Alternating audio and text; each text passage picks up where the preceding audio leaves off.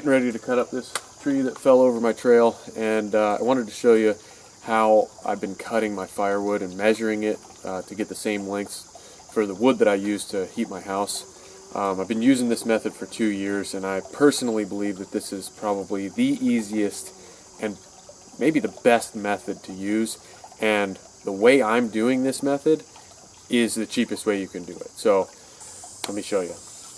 Okay, so the method I'm talking about is with this laser, and I have the laser attached to the handle of the saw at an angle with respect to the bar.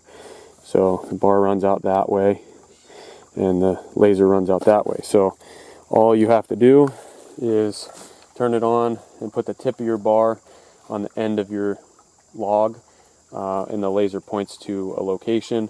It's super easy to adjust, so my sheath is always, I have it marked, it's always with me. I check how the distance of the laser before I cut any firewood, and I can adjust it really easily, tighten this down, and I know that for that session I'm cutting to the right length. You can also pretty much adjust it to any length you want, half inches, 1/8 inches, doesn't really matter, and you can go out a pretty reasonable distance, like maybe out to 24 inches or so, but that'd be if you're, cutting wood for a wood boiler or something, and if you're an inch off, it's not a big deal. So it should work for something like that too.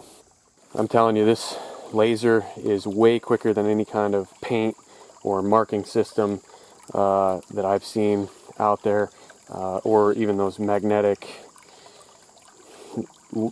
pieces that come off your bar and show you where to cut. Those things get lost. This thing's always attached. All I do is set it before I start cutting, and I can cut all day.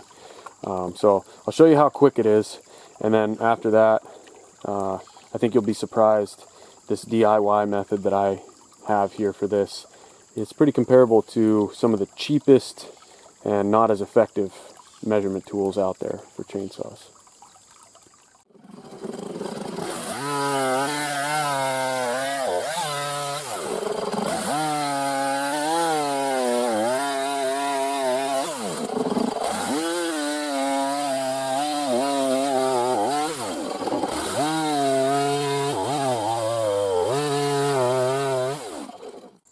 Okay, so this is probably the part of the video that most people are interested in, which is the cost of this and how I set it up. So the cost of it kind of depends on your level of DIY skill and what you're willing to put into it.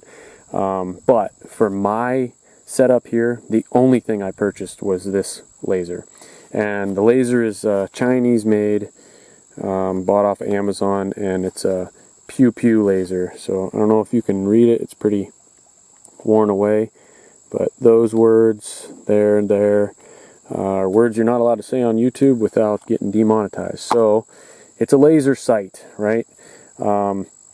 This one is probably somewhat of a mid-grade Chinese level laser sight. I bought it 2 years ago for probably 25 bucks, I think it was. But there are options out there. I just looked for like a very similar style, so you'd be able to do the same setup for like 16 bucks. So super cheap. You're rivaling any other firewood measurement system with that price, as long as you're willing to put in the rest of the DIY, which I'll kind of show you. So a little bit about this laser first though. It's got a lithium-ion rechargeable battery that has been great. I've used it for 2 seasons. Typically gives me 2-3 sessions of full day firewood cutting before it dies. I leave this thing attached to my saw. If the battery is working, it's on my saw at all times. That means it's typically in the back of my side-by-side. If I'm cutting trails, it's bouncing around the whole time, and it has not skipped a beat. It's been very durable. It stays out in the woodshed all winter, so I try to keep it charged before winter so that it has a full battery, but it's out going from, negative 20 it was last year to 90 degrees a couple of days ago. So the battery has not skipped a beat with that either, so that's awesome. And pretty happy with this one. So if you're looking for this one, I'll put a link to this exact one in the description. I take it off of my rail attachment in order to take it in to charge it. So it's going to be a little bit tough with the camera, but let me try to get this thing off of here. So all you have to do is loosen that Allen screw. You don't have to actually take it all the way out, and then it slides off this rail system. There we go. And it's made for a Picatinny rail, which is where you can maybe add a little bit of price to reduce the amount of work involved in making this setup. But that comes off. You have a waterproof, well, maybe not waterproof, water resistant for sure, port there that hasn't been any issues with water for me. So that's the laser, and that's how that goes on. Okay, so camera battery died, so we're onto the phone, but that might let me get a little bit closer shot on this rail system that I built. Basically, this is just a 1/4 inch stock, 1/4 inch by 1 inch, I believe, aluminum stock, and I took and filed grooves into the edges that match the Picatinny rail that the laser's supposed to mount on. That actually can be pretty crude. It doesn't have to be perfect. Mine works, and it's definitely not perfect. I filed the face here so that the hose clamp would nest down in and be flush with the rest of the rail, so that the laser slides in and off. And then the last thing I did was a little tedious, but it just took a little bit of trial and error, and file here, file there, test it. But basically all I did was starting at the top left up here. You can see the handle comes out at the top left and comes out at the bottom right. So I had to file an angle in here that has the same radius as the handle, so that this points in the correct direction.